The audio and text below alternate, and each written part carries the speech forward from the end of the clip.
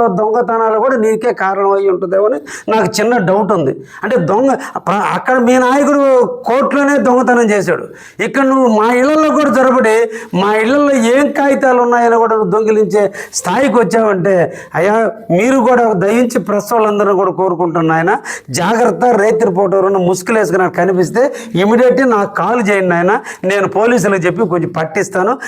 ఇటువంటి పరిణామాలు ఎవరికి మంచిది కాదు. ఇది ముఖ్యంగా మనకు కావాలకి మంచిది కాదు నాయన. కాబట్టి ఇతను కొంతమంది దొంగలను కూడా పోషిస్తున్నట్టున్నాడు. రేపు మీరూరున్న ఏదైనా యాడ్వర్స్ రాస్తే మీ ఇంట్లో ఏముందో కూడా దొంగలను పంపించి రికార్డు తెప్పిస్తాడేమో నాయన. మీరు కూడా కొంచెం తస్మాత్ జాగ్రత్తగా ఉండండి అని కూడా మీ అందరికి కూడా నేను చెబుతున్నా. ఒక్కటి ఆలోచించండి సోదరులారా, నిన్న ముఖ్యమంత్రి గారు బోట్ల విషయంలో కృష్ణారెడ్డి పాత్ర ఉంది అంటే రాష్ట్ర ముఖ్యమంత్రి దగ్గర ఇంటెలిజెన్సీ రిపోర్ట్ ఉండదా?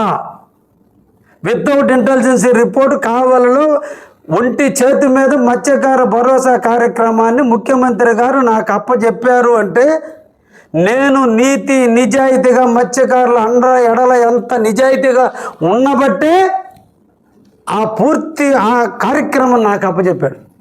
మేము ప్రతాప్ కుమార్ రెడ్డి లాగా కోవూరు వాళ్ళని, నెల్లూరు వాళ్ళని, ఉదయగిరి వాళ్ళని, కందుకూరులను తీసుకురాలా. నా కావలి నియోజకవర్గంలో ఉన్న వాళ్ళు కూడా పిలవాలా. ఒకే ఒక్క పిలుపు మత్స్యకారుల్ని. నన్ను నమ్మారు, నా నాయకుడు నా బాస్ చంద్రబాబుని నమ్మారు. ఊరు వాడ మొత్తం ఖర్చు లేకుండా వచ్చి ప్రోగ్రామ్ సక్సెస్ చేసిపోయారు.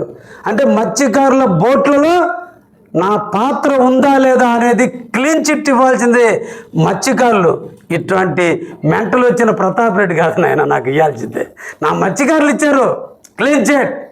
ధైర్యంగా ప్రతి ఊరికి పోయా, ప్రతి మత్స్యకారు సోదరుని కలిసా, రండి మనమని. మత్స్యకారులకి నేను రుణం తీర్చుకున్నా. ముఖ్యమంత్రికి చెప్పి 60% సబ్సిడీ ఇప్పించా. మత్స్యకారు గ్రామాలకి రోడ్లు శాంక్షన్ చేయించా. కాబట్టే ముఖ్యమంత్రి గారి సభకి మహిళలు మగవాళ్ళు అందరూ వచ్చి మేమందరం లోకల్ ఎమ్మెల్యే అండగా ఉన్నాం అని చంద్రబాబు నాయుడు గారికి ధైర్యాన్ని ఇచ్చారు. అంటే ఇంకా కూడా నా లెక్కలు ఏదో ఇంకొక ఆయన దగ్గర ఉందంట, ఆ లెక్కల్లో ఏదో బయటికి తీశారంట. అరే పిచ్చోడా, ఇంకా నీ నాయకుడు వచ్చి తిట్టిపోతే దాన్ని మర్చిపోయి నువ్వు నన్ను అంటే ఎట్లా? ముఖ్యమంత్రి పొగిడిపోయాడు, గతం కంటే కృష్ణారెడ్డి ప్లస్లో ఉన్నాడని చెప్పాడు. నా ర్యాంక్ 30 ర్యాంక్ అని చెప్పాడు. నువ్వు డబ్బులు ఇప్పించి రాపించుకోవాలా. ఇది దిల్లుతో పనిచేసేవాడు. నువ్వు కావ్య కృష్ణారెడ్డి గురించి కూడా నువ్వు మాట్లాడితే ఏమో ప్రతాప్ రెడ్డి, నువ్వు స్క్రిప్ట్ తెచ్చుకోవాలా. సో కాబట్టే బోట్ల విషయం మా సీఎంఏ వచ్చి కావాలో మత్స్యకారులు సీఎం ఇద్దరు నా కితాబ్ ఇచ్చేసారు, అయిపోయింది. కాబట్టి దాంట్లో నేను క్లీన్ చేయి. రియల్ ఎస్టేట్ వాళ్ళు మట్టి ఇప్పుడు కూడా చెప్తున్నా, అధికారులైనా కావచ్చు ఇంకొకరైనా కావచ్చు, కావలి దాటి మట్టి అమ్మితే పట్టుకోండి, శిక్షేద్దాం. కావలిలో పేద బడుగు బలహీన వర్గాలు ఎవరైనా సరే ఇల్లు కట్టుకోవాల్సిందే, ఆ ఇళ్ళకి బేస్మట్టాలుగా మట్టి తోలుకోవాల్సిందే. దానికి సంబంధించిన ట్యాక్స్ ఇరిగేషన్ వాళ్ళకి కడుతున్నారు. అదేవిధంగా ఏఎంఆర్ కంపెనీకి నెల్లూరు జిల్లా అలాట్ చేసింటే వాళ్ళకి ఫీజు కట్టి తోలుకుంటున్నారు తప్ప ఎవరి సొంత పొలాల్లోనూ ఎవరినో దోచుకొని ఎక్కడా కట్టడంలా. ఈ సందర్భంగా మీ అందరూ కూడా ఇంకో మాట కూడా చెప్పాలా. అయ్యా ప్రతాప్ కుమార్ రెడ్డి, 15 రోజుల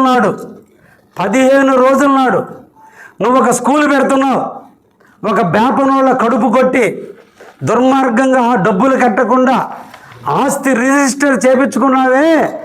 అయ్యా బ్రాహ్మణ్స్ అంటే బ్రహ్మజ్ఞానం కలిగిన వాళ్ళు, చావు బతులకి మన ఇంట్లో శుభకార్యాలకు వాళ్ళ ఇళ్ళకి పోయి పెట్టుకునేది. కానీ వాళ్ళ ఆస్తిని రిజిస్టర్ చేసుకొని ముప్పు తిప్పలు పెడుతున్నావే. ఆ ఆస్తికి గ్రావెలు ఎప్పుడు తోలేవు నాయన? 15 రోజుల నాడు తోలేవు. ట్యాక్సులు కట్టావా? నీకు దొంగతనం అనిపించలేదా? అప్పుడు కనిపించలేదు ఈ మాఫియా? తోలుకోలేదా నువ్వు?